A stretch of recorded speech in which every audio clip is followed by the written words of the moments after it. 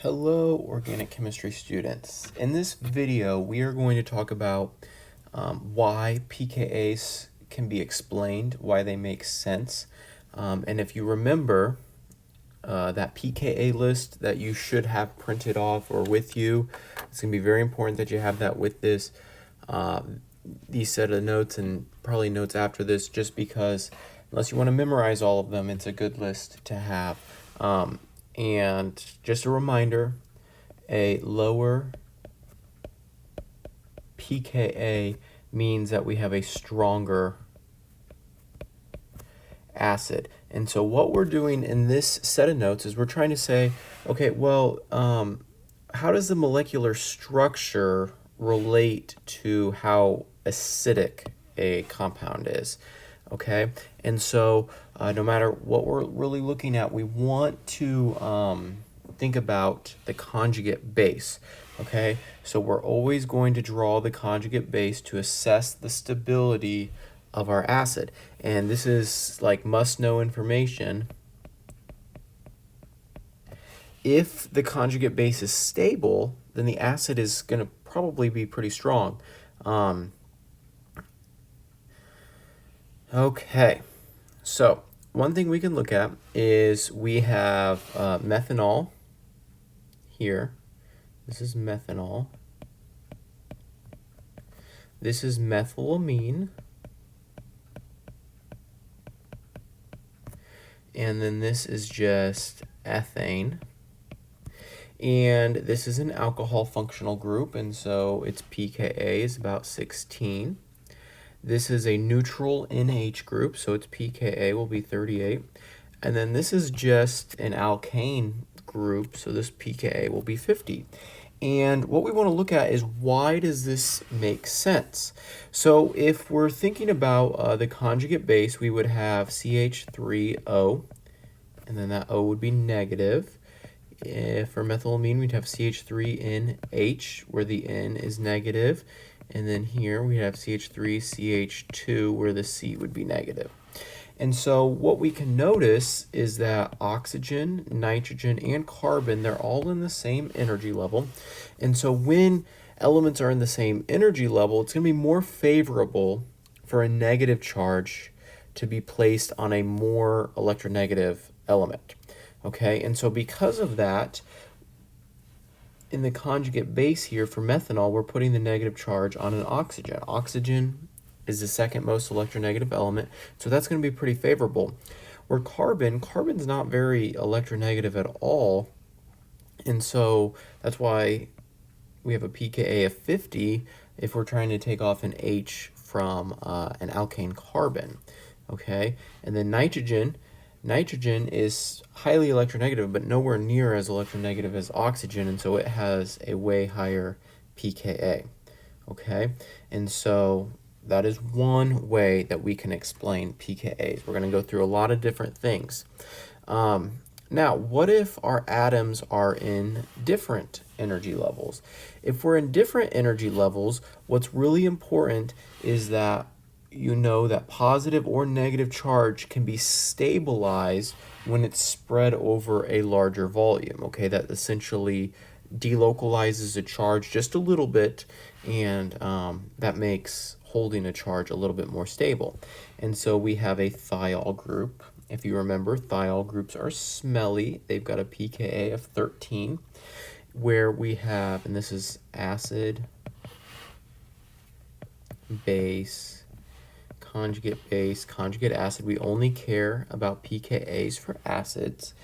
Here we've got a pKa of 16, and so what we want to make sense of here is if we did 10 to the pKa of conjugate acid minus pKa of acid, we get 10 to the 16 minus 13, or 10 to the third. So why is this product favored?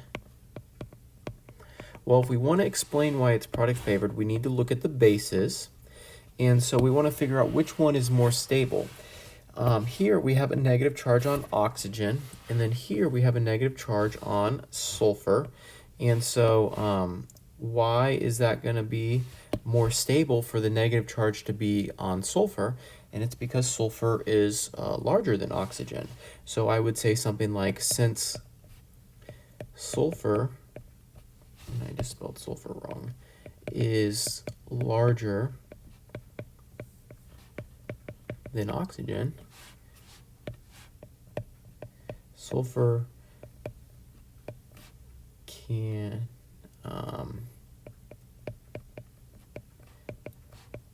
carry a negative charge better than oxygen. Thus, it is more favorable for S to hold the negative charge. Okay? So this is when we're in different energy levels, okay? When they're in the same energy level, we want to look at electronegativity. Okay, so here we can make some sense of this. We've got hydrofluoric acid, hydrochloric, hydrobromic, and hydroiodic.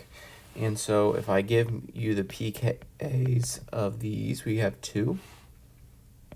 We have -7, -8, and -9. That's just from my pKa table. But if I want to really explain or be able to make sense of acid strength, I want to look at the conjugate bases, okay? Because strong acids are going to form something stable, okay? That's why they're so reactive, because what they're producing is very stable. And so all I'm going to do is take off an H+, okay? So if I take off an H, this becomes F, but if I take off an H+, this becomes F-, this becomes Cl-, this becomes Br-, this becomes I-. If I look at the periodic table, I can think of this as 2 energy levels, 3 energy levels, 4 energy levels, and 5 energy levels. So I notice that they're all in different energy levels. And so I'm just going to say negative charge is more stable on larger elements. Thus, HI is most acidic because the negative charge in its conjugate base is on a larger element than the others. Okay? Okay. Now, one thing that we're going to see a lot is Unit 3 is going to come back, and if you remember, Unit 3 was all about resonance. Resonance is one of those things that once introduced, it never goes away. And so here we're going to look at resonance in the conjugate base. So we know that resonance makes something more stable, okay? Because if we have resonance, we're going to be able to distribute a charge over a large area, and that's going to stabilize your compound. Very much similar to what we said here, where positive or negative charges are stabilized when it's spread over a larger volume. Well, same idea here with resonance. Okay, so thus, if a compound with resonance can be formed, chances, so not always, but good chances are it's going to be favored to form. So here I've got this H, and here I've got this H. Okay, those are our H's that we're looking at to be acidic. And a lot of people would say, oh, pKa of 50 because that is just an alkane. But if you remember, we have ketonic hydrogens. So let me just review what that is here quickly. The necessary part of a ketone is 3 different carbons, okay? So we have to have those 3 carbons. In this case, these red hydrogens are attached here. And these hydrogens, are the ones in red, are all considered ketonic hydrogens. And the reason why is this. If we remove, so I'm just going to use sodium hydroxide, that's a very common base. We come in, take the H, put the electrons back on the adjacent carbon, we get something that looks like this. Well, why is this going to be favorable to form? Well, if we look, we have resonance.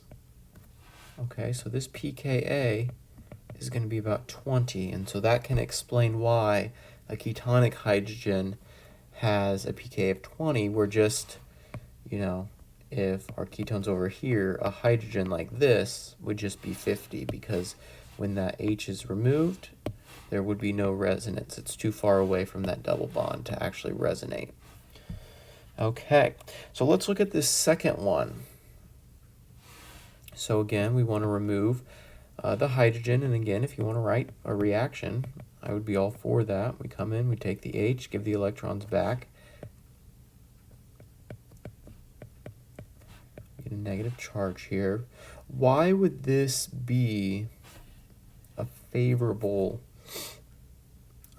process? Well, if above this pKa is 20, we might say that this pKa is 20, and it may very well be, but here's what I see is I see we have resonance. I'm going to draw in red. We also have resonance going this way. So I would say we have like double the amount of resonance. So I would say maybe this pKa is 19, but really just I'm saying less than 20. So what we want to be able to do here is say, okay, looking here, we can look at pKa's and they can tell us certainly, but we want to make sense of the pKa's. So I want to know on this third example, is this product favored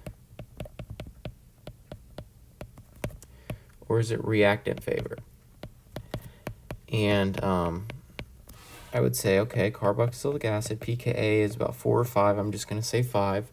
We don't actually care about the actual pKa number. We care more about generally what the number is about.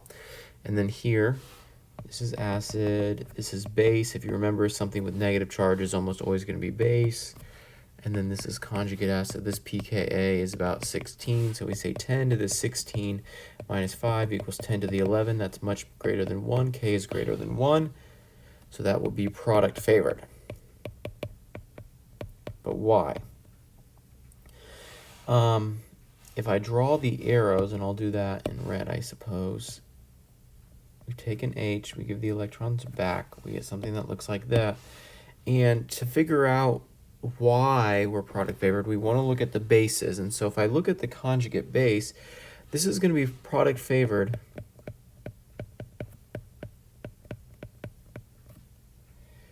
because the reaction forms resonance in the conjugate base. Okay? I would know this. Resonance in the conjugate base is going to make something more acidic. Okay, we have, it's not like a lot of resonance, but it's going to make a difference because that's spreading the charge out. And if you want to go even further, you could say, well, this is not only forming resonance, but the negative charge is put on 2 oxygens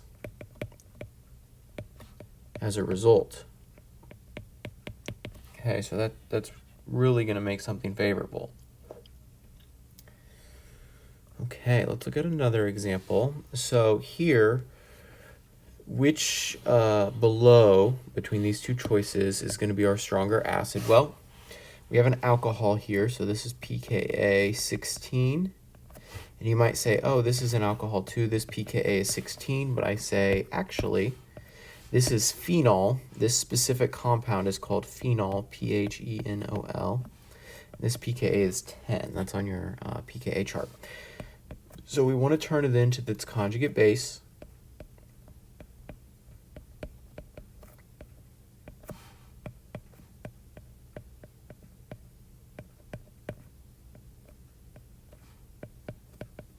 And in this bottom one, we're going to have resonance, and we actually have a lot of resonance.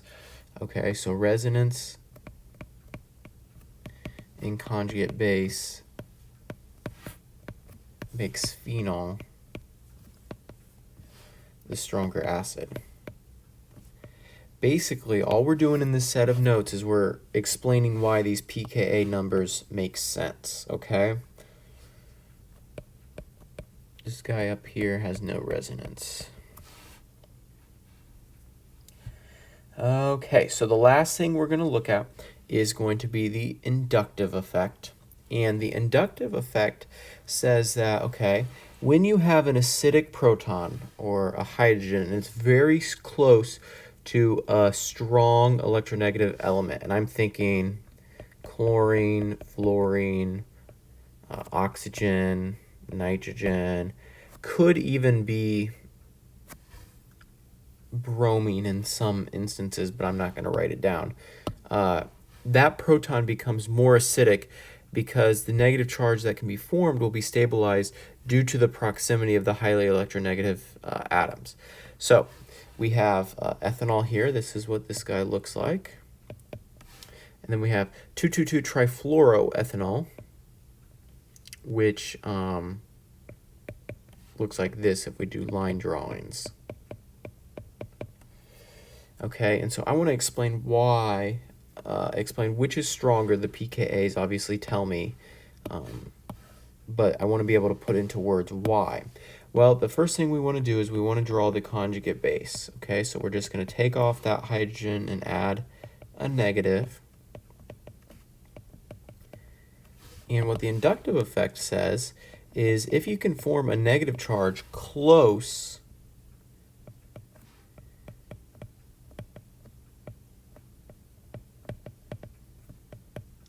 to electronegative elements, highly electronegative elements,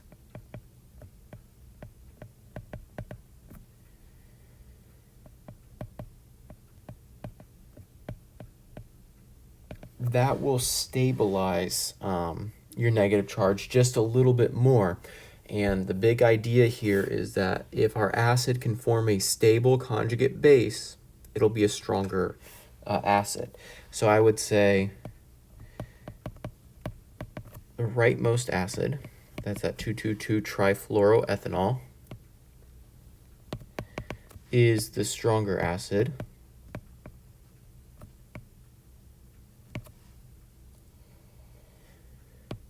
Because when the H plus is removed, there is an inductive effect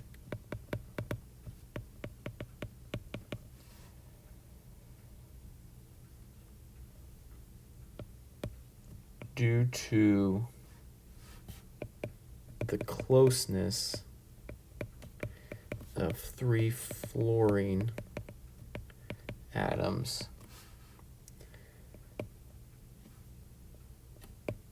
which will stabilize the negative charge.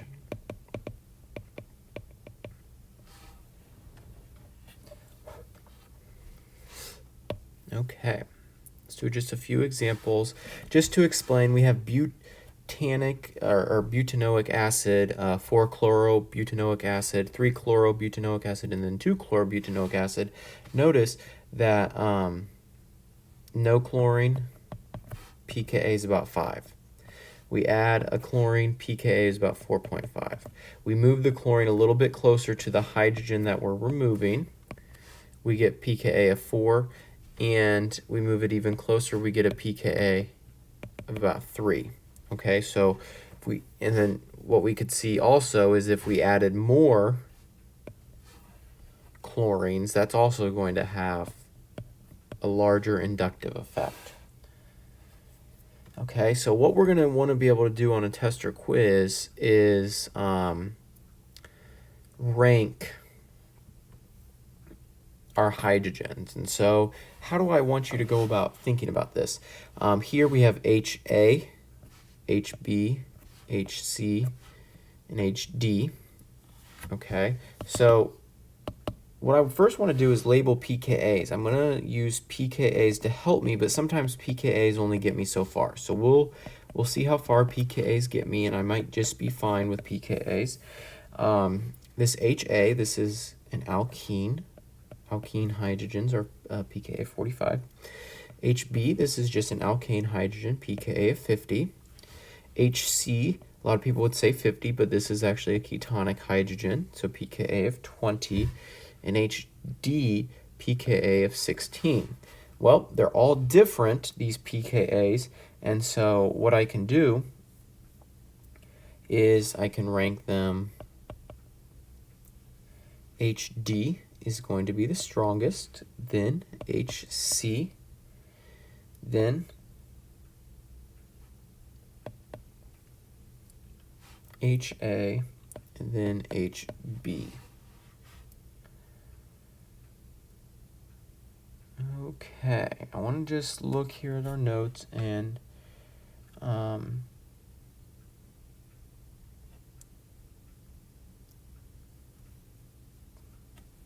going to skip around here.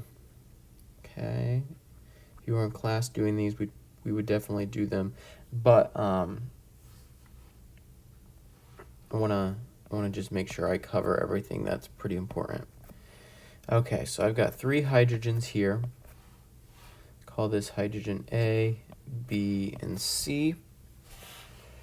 I want to rank them, most acidic to least acidic. We've got 16, 45, 50 for our pKa, so HA is greater than HB, which is greater than HC. So again, we can just use pKa values.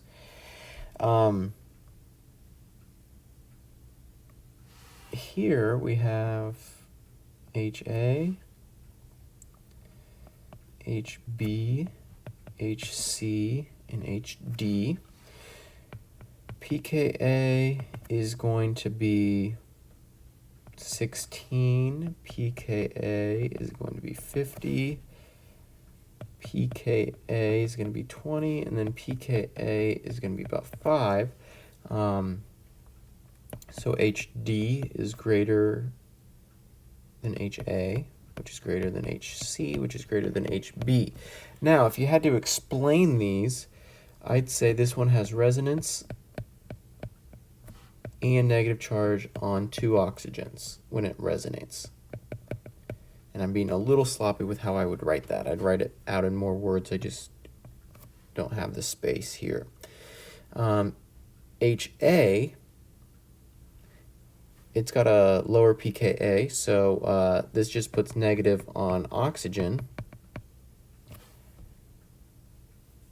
HC, this has resonance. And HB, nothing helping its case, except it has a small, very small inductive effect. Okay, because of its proximity to some oxygens. So you might say this pKa could be actually a bit less than 50. Okay. Now, this one's a little bit strange. If I asked you on this one to find the most acidic hydrogen, let's see, let me look here for a second. Okay, I would actually say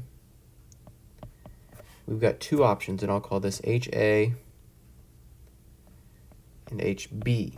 Now, pKa values get you so far, but here's what I see here. We have H's on these double bonds, and they're 45. And, you know, before this set of notes, you would say pKa of 50, and you would call it a day. But I'm going to tell you, these guys do not have a pKa of 50. They're actually much less. Okay, maybe 10,000 or even 100,000 times more acidic. And here's why.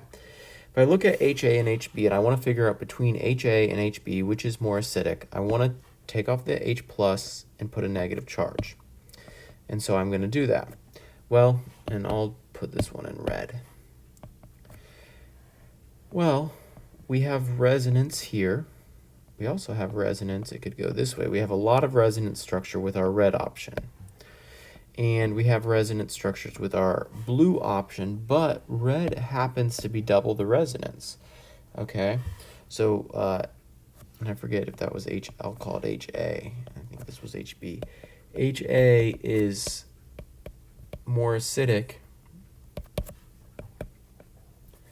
than HB due to more resonance.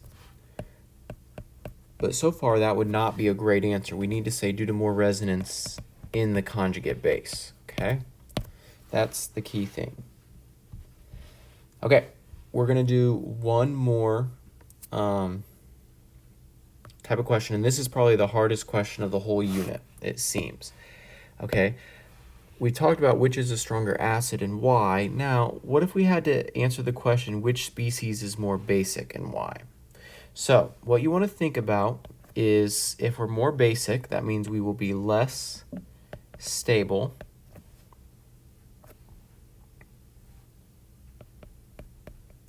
Currently, that'll make it more basic because it'll want to react to actually form something more stable. Or you can think about it, the base that will form a conjugate acid with a higher pKa. Okay, so pick one of these methods to use, then just stick with it. So if I use the first method here, method number 1, I would say, okay, S is more stable to hold a negative charge than O. Okay, that makes this O more basic, okay, because it's less stable. Additionally, I turn it into the conjugate acid. I get CH3OH, I get CH3SH, pKa is 13, pKa is 16. Okay, hydroxide is going to be less stable than this carboxylate. That's what this group is called because it has resonance. If I go through and I do the pKa, if I attach the H's, we get 15.7 for water, and we get about 5. So again, that checks out. Water versus ammonia, that's a hard one. Which one is more stable? I mean, they're both neutral. Which one's going to be more basic? I know the answer just because I've done this a whole bunch. But it's actually going to be ammonia. And I don't have a great way of explaining that with number 1. Okay, because they're both really pretty stable. They both exist just fine naturally. This forms NH4 plus 1. pKa is about 9.